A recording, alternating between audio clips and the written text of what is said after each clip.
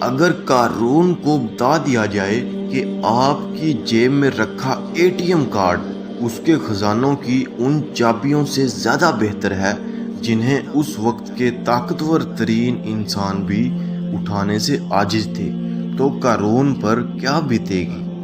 اگر کسریٰ کو بتا دیا جائے کہ آپ کے گھر کی بیٹھک میں رکھا صوفہ اس کے تخت سے کہیں زیادہ آرام دہ ہے تو اس کے دل پر کیا گزرے گی؟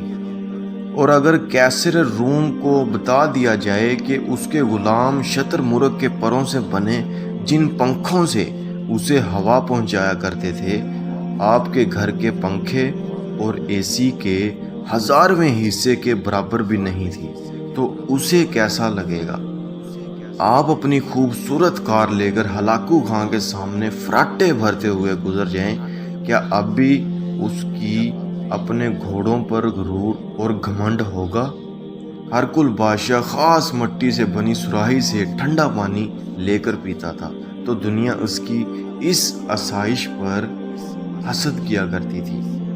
تو اگر اسے آپ اپنے گھر کے فریج کا پانی پیش کریں گے تو وہ کیا سوچے گا؟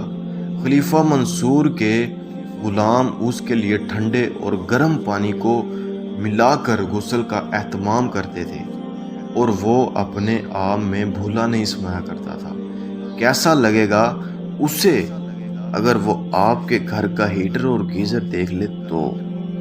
جناب، آپ بادشاہوں کی سی راحت میں نہیں رہ رہے ہیں، بلکہ سچ یہ ہے کہ بادشاہ آپ جیسی راحت کا سوچ بھی نہیں سکتے تھے، مگر کیا کیجئے کہ آپ سے تو جب بھی ملیں آپ اپنے نصیب سے نالاں ہی نظر آتے ہیں۔ ایسا کیوں ہے کہ آپ کی جتنی راحتیں اور وسعتیں بڑھ رہی ہیں آپ کا سینہ اتنا ہی تنگ ہوتا جا رہا ہے؟